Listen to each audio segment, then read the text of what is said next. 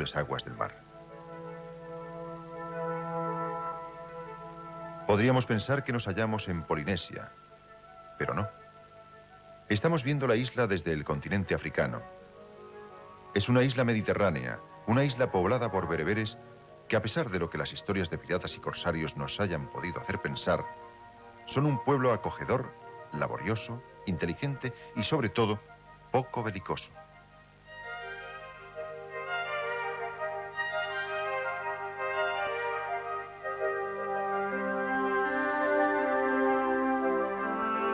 Es Jerba, Jerba la Dulce, la isla de los latófagos, una de las islas protagonistas del periplo lleno de peripecias de Ulises por el Mediterráneo, narrado en la Odisea de Homero. Enriquecido con el pillaje de Troya, consecuencia de su astucia, Ulises pone proa hacia el Peloponeso para volver a su paterna Ítaca. Pero no era esta la voluntad de los dioses. Después de navegar 9 días, el indomable viento lleva a los laúdes de Ulises a una tierra extraña, desconocida.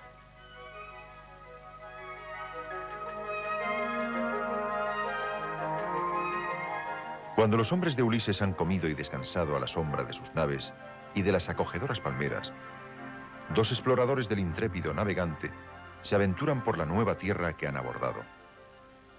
Y se encuentran con unos pobladores pacíficos, hospitalarios y que desconocen el pan. Son los latófagos o comedores de lotos y dátiles, frutos que, según los poetas de la antigua mitología, hacían que los extranjeros que los comían olvidaran su patria, seguramente por el sabor dulce que los embriagaba.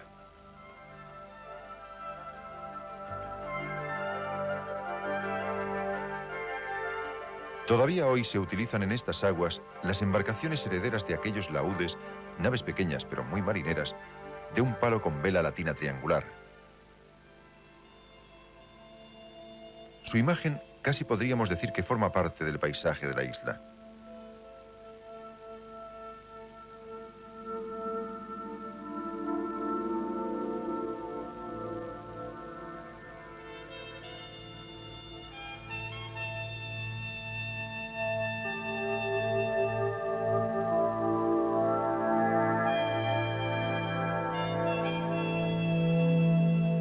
Muchos historiadores y geógrafos han demostrado que en la Odisea no hay fantasías geográficas.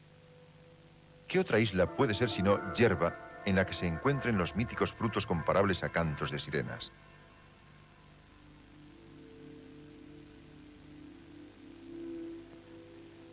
No es una tierra de leyenda. Es una isla pequeña, pero repleta de historia, y en buena parte emparentada con la nuestra.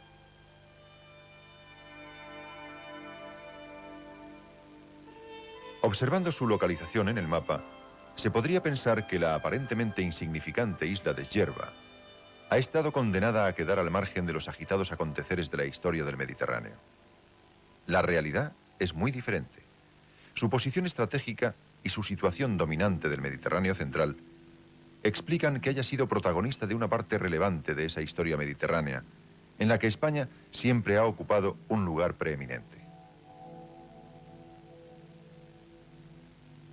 Hasta hace 20 años, la isla tunecina de Jerba permanecía en el olvido, pero la eclosión turística de las costas del norte mediterráneo también alcanzó a las riberas del sur, siempre en búsqueda de nuevos horizontes en los que hoy Túnez en general y Jerba en particular ocupan un lugar privilegiado. Grandes y lujosos hoteles jalonan hoy toda la costa de Jerba, en los que el visitante encuentra todo lo que la industria turística puede ofrecer.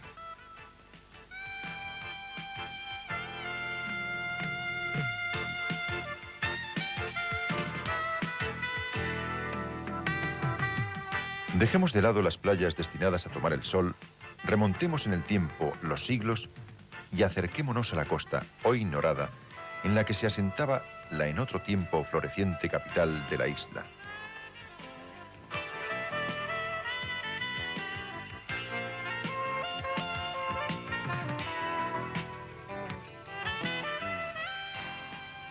Hace unos siglos, en este aparente desierto situado en la costa sur de Jerba, los fenicios fundaron una ciudad que en el transcurso del tiempo se convirtió en una de las más importantes del sur del Mediterráneo.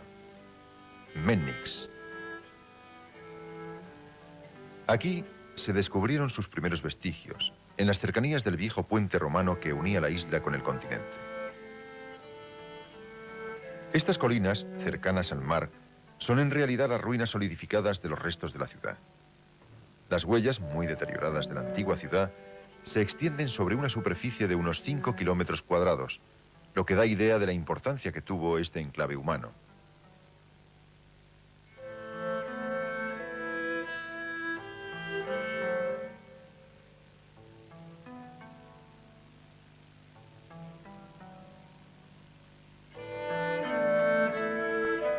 Podemos reconocer de la época romana fragmentos de columnas, de capiteles y de lo que un día sin duda fueron soberbios mosaicos.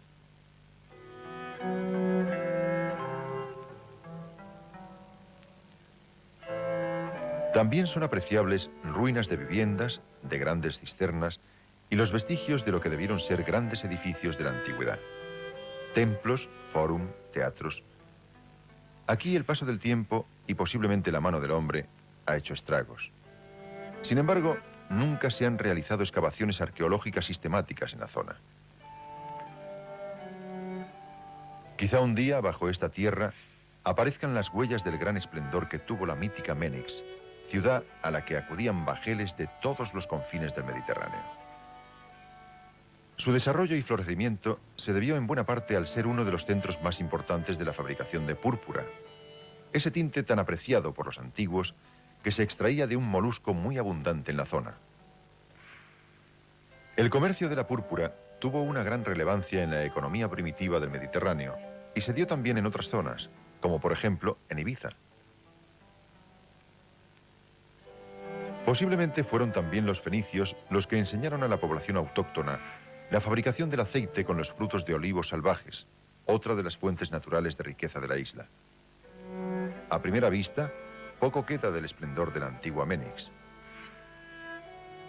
Durante mucho tiempo, su localización fue desconocida e incluso se llegó a emplazarla equivocadamente en las cercanías de la actual capital, Humsuk, en el norte de la isla.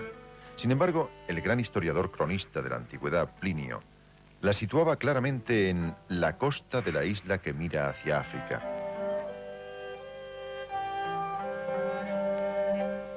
Hemos de pensar que la situación estratégica de la isla de Jerba era en el siglo XIII todavía mucho más importante de lo que podemos imaginar hoy en día.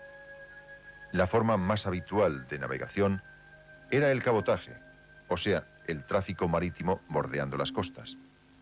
Jerba fue, pues, una etapa obligada en la ruta marítima del norte de África, que era muy importante con destino a Alejandría. La isla era una base idónea para dominar el tráfico en el Mediterráneo sur, además de un punto de partida perfectamente situado para las expediciones hacia el continente africano y para las incursiones corsarias en el Mediterráneo occidental y central. Todos los pueblos que han tenido ambiciones de poderío naval y dominio de los mares han coincidido en su interés por instalarse en pequeñas islas, fáciles de defender. Y si estaban situadas cerca de la tierra firme, se convertían en territorios codiciados una y otra vez durante las sucesivas generaciones humanas.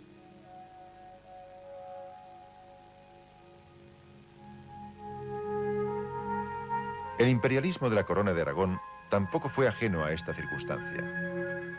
El rey Pedro el Grande encomendó al almirante Roger de Lauria la conquista de Jerba, quien, en el transcurso del año 1284, lanzó 2 expediciones contra la isla.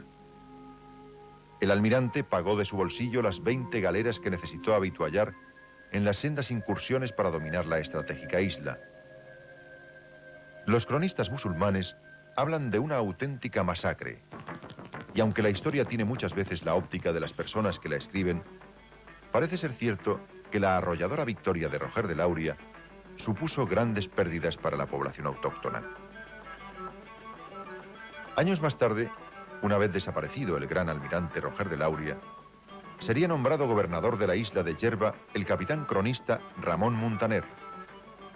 Gracias a él, conocemos una gran parte de los episodios de la expansión de la Corona de Aragón por el Mediterráneo. Su crónica se ha convertido en un clásico de la literatura catalana. Naturalmente, es previsible que la crónica de Muntaner no sea todo lo ecuánime que sería de desear. Ve con ojos interesados los acontecimientos y los exagera, pero indudablemente constituye una narración de primera mano de unos hechos que, si no hubiese sido por él, hubieran quedado en la oscuridad de la historia. Así relata la segunda incursión de Lauria a la isla africana.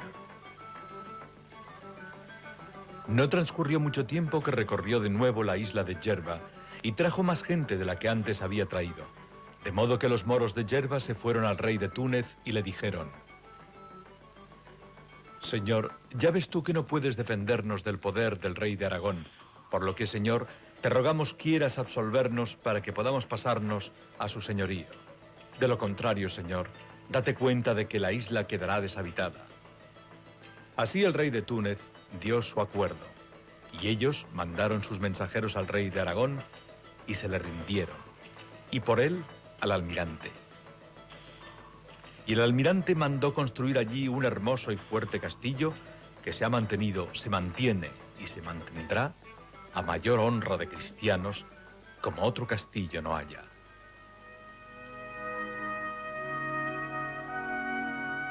La imponente fortaleza se yergue todavía hoy majestuosa en las proximidades de la actual capital de la isla, Umsuk, que significa barrio del mercado. Seguramente fue construida sobre la base ya existente de anteriores edificios militares de la época romana, como solía ser habitual en la Edad Media. El castillo fue conocido durante siglos como el Castil por los habitantes de la isla, expresión claramente vinculada con las palabras castellana o catalana de castillo o castell. Hoy, la fortaleza se conoce con el nombre de Borj el Kebir, que significa Torre Grande. Al volver a caer años más tarde bajo la dominación mora, en ella es visible la mezcla de estilos arquitectónicos. Roger de Lauria se convirtió así en príncipe de Gerba por expresa voluntad de su rey, que premiaba de esta forma su colaboración y fidelidad en anteriores conquistas para la corona de Aragón.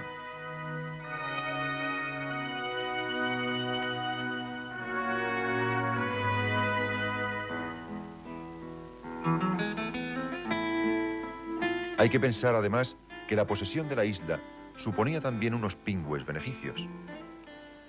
No solamente por los tributos que debían pagar los pobladores dominados, sino asimismo por la recaudación de impuestos que suponía el paso, atraque y avituallamiento de bajeles comerciales en una ruta tan transitada hacia los principales puertos del Oriente Mediterráneo como, por ejemplo, la floreciente Alejandría.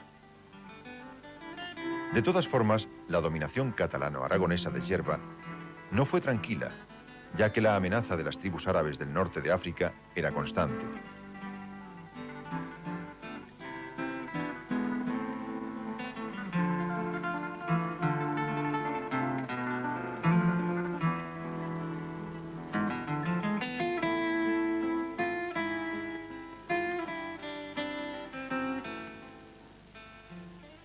Muntaner no nos habla de otros vestigios de la dominación cristiana de la isla, pero de sus palabras se desprende que en el sur, junto al paso hacia tierra firme, debía existir alguna fortificación defendida por los hombres de la corona. Y así es. Los historiadores locales atribuyen a la época de Roger de Lauria las hoy ruinas del castillo que en su tiempo dominó el paso desde el continente en el sur de la isla.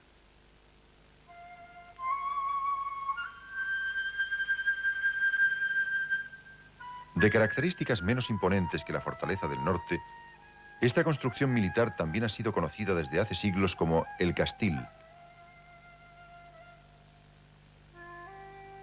Hoy figura en los mapas locales con la denominación de Borj Castil.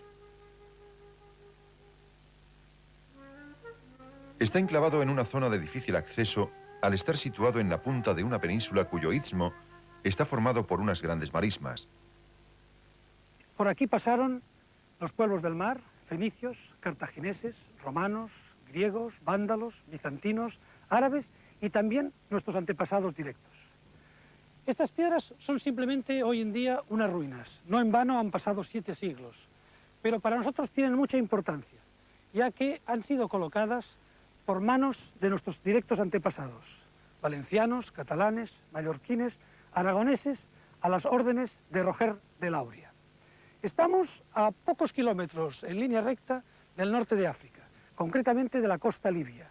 Aquí vivieron nuestros antepasados aventuras y desventuras dignas del mejor cine épico. Por mar, el acceso también es peligroso, ya que en muchos lugares los fondos marinos no están a más de 1 metro de la superficie de las aguas. Solo los hábiles y experimentados pescadores autóctonos de la zona se atreven a acercarse a las ruinas, entre cuyas paredes nuestros antepasados vivieron, lucharon y en muchos casos murieron. 2 años después de la conquista de Yerba, las huestes del almirante Lauria se hacían también con el dominio del pequeño archipiélago de las islas Kerkenes, situadas no muy lejos de Yerba, frente a la ciudad tunecina de Sfax, hoy el segundo puerto en importancia del país norteafricano. Como hemos dicho, el propio Ramón Muntaner se convirtió en amo y señor de Yerba y de las Kerkenes años más tarde, tras haber acompañado a los almogávares de Roger de Flor hasta las lejanas tierras de la Anatolia, en otro de los grandes episodios épicos españoles de la Edad Media.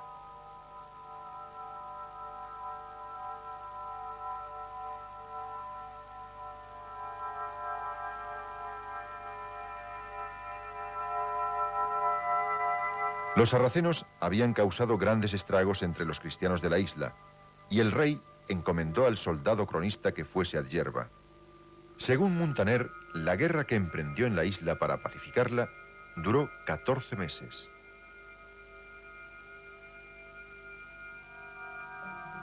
El dominio de la isla no fue muy largo, pero permaneció más o menos vinculada a la corona de Aragón hasta mediado el siglo XIV, cuando fue recobrada definitivamente por el sultán de Túnez.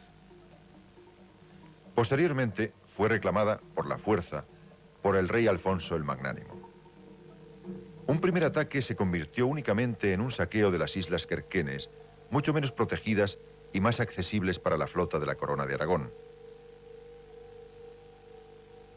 Una segunda expedición, compuesta por 132 naves, cumplió el objetivo. El rey Alfonso ganó la batalla naval en las costas de Yerba, pero sin que se haya encontrado todavía una explicación histórica, el rey decidió retirarse a Sicilia sin llegar a ocupar la isla.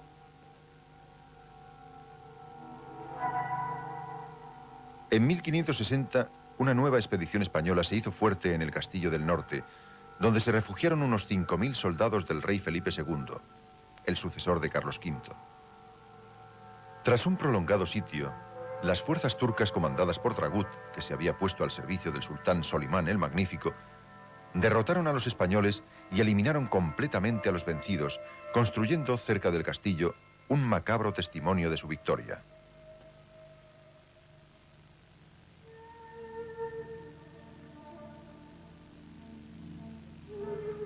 Una pirámide de cráneos y huesos, trofeo conocido en la lengua autóctona como Borg el Rous, Torre de los Cráneos, y que permaneció en pie hasta 1848, año en el que el bey de Túnez hizo enterrar los restos en el cementerio cristiano de Unsuk.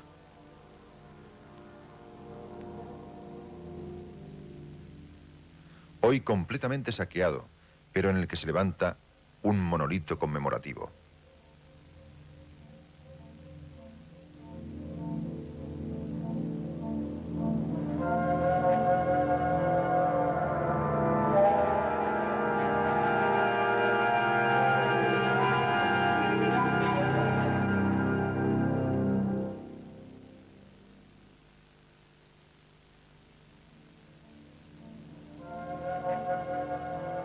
Cerca de la playa, donde estaba la siniestra pirámide, se colocó también un monolito que recuerda a aquellos tiempos de odio, lucha y muerte. En casi todas las islas del Mediterráneo se dan dos constantes históricas. La primera es que no hay ni una sola isla un poco importante que no tenga un recuerdo hispánico, una huella de nuestro paso en los siglos pasados por estas tierras, por estos mares del Oriente Mediterráneo. Y la otra es que en la mayoría de estas islas, sobre todo las próximas a la costa, islas pequeñas, fueron convertidas en bases logísticas de acciones piráticas contra nuestro pueblo, contra nuestras costas. La proyección de España hacia estas tierras no fue nunca fácil.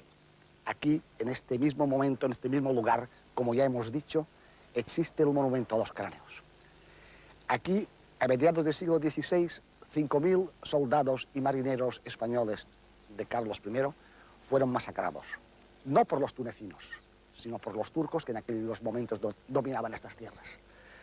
Estos cráneos estuvieron en este lugar hasta mediados del siglo pasado, en que por orden de un sultán fueron trasladados a un cementerio próximo.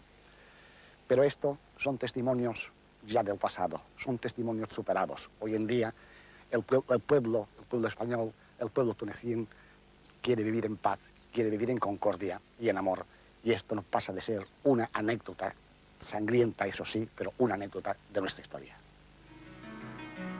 Todavía hoy se pueden ver los restos de los cañones utilizados por los españoles. Muchos se han convertido en amarres de las barcas de pescadores que recalan en el puerto de Umsuk.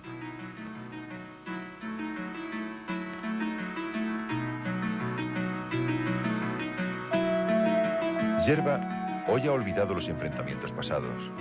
La tranquilidad y sosiego que refleja su paisaje se prolonga en la capital, Umsuk, donde solo el ajetreo de los tradicionales zocos o mercados tunecinos rompe la armonía de sus construcciones y expresa la simpatía de sus gentes.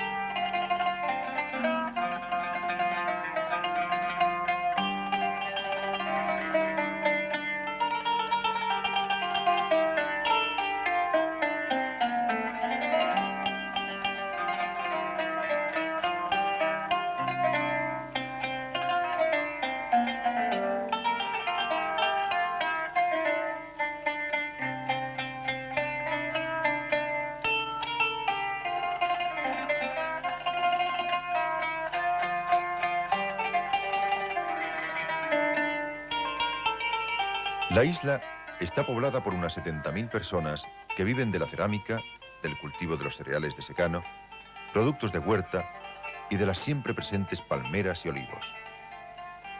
También la pesca es una actividad importante.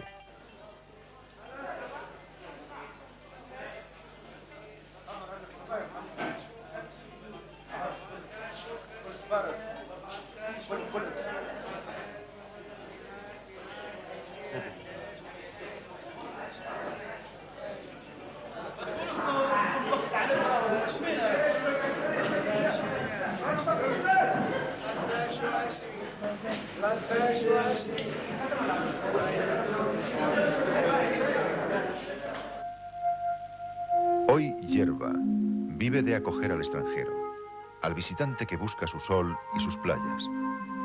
Tras los largos paréntesis de guerras, Yerba es y seguirá siendo Yerba la Dulce.